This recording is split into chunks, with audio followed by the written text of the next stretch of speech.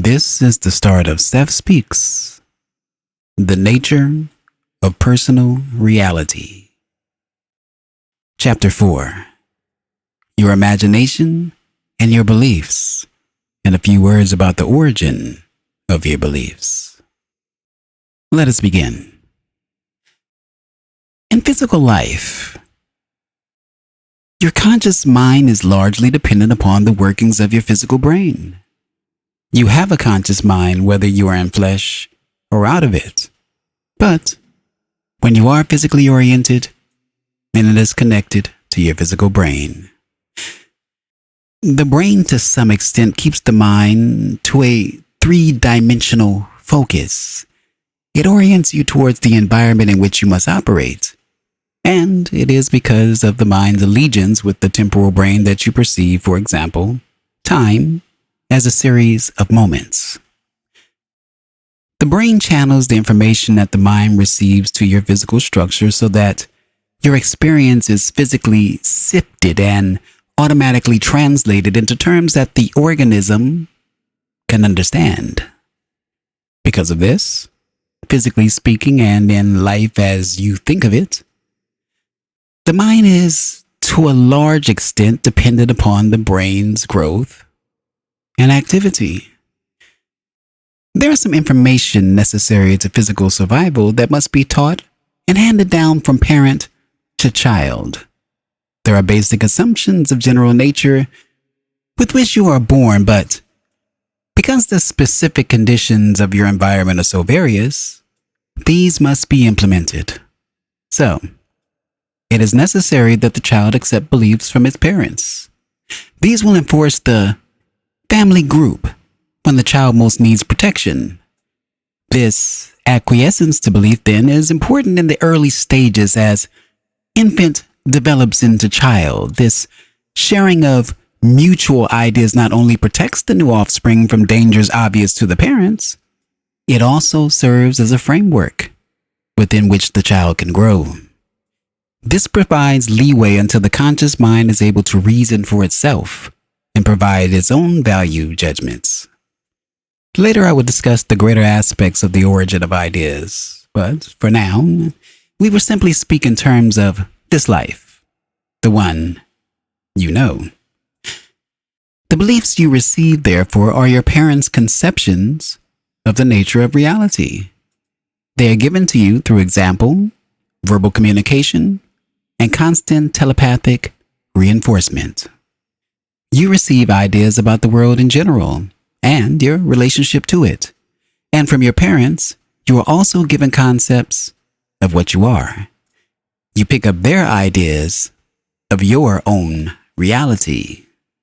Underneath all this, you carry indelibly within you your own knowledge of identity, meaning, and purpose. But in the early stages of development, great care is taken to see that you relate in physical terms. These are directional beliefs that you receive from your parents, orienting you in ways that they feel are safe. Cushioned with these beliefs, the child can be safe and satisfy its own curiosity, develop its abilities, and throw its full energy in clearly stated areas of activity. So, it is quite necessary that an acquiesce to belief does exist, particularly in early life.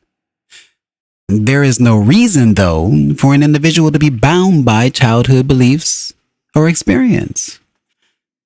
The nature of some such beliefs is that while seemingly obvious ones are recognized as harmful or foolish, others connected to them may not be so easily understood. For example, it may seem silly to you that you ever believed in, say, original sin. It may not be so obvious that many of your present actions are caused by a belief in guilt. We will have much to say about the ways in which your beliefs can be connected simply because you are not used to examining them. You may say, I am overweight because I feel guilty about something in my past. You may then try to discover what the charged event was. But in such a case, your trouble is a belief in guilt itself. You do not have to carry such a belief. I am well aware that strong elements of your civilization are built upon ideas of guilt and punishment. End of part 1 of chapter 4 of Seth Speaks, the nature of personal reality. Let's talk a bit about it.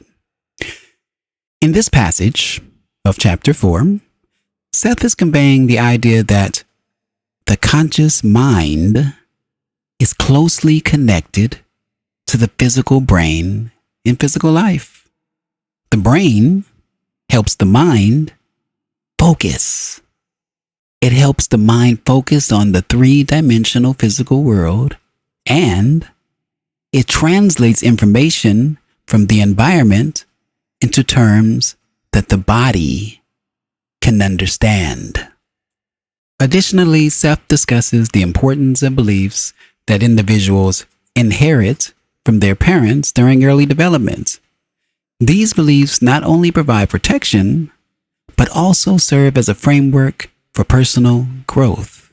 However, Seth emphasizes that individuals are not bound by childhood beliefs and can examine and change them.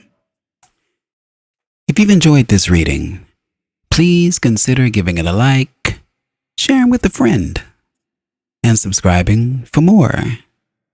What did you think about this passage from The Nature of Personal Reality? I think this chapter is going to be a good one. Leave it in the comments below. And as always, thank you for listening. Thank you for watching. And until the next time, I'm Tony Victory, a Wolf Uncaged. Thank you.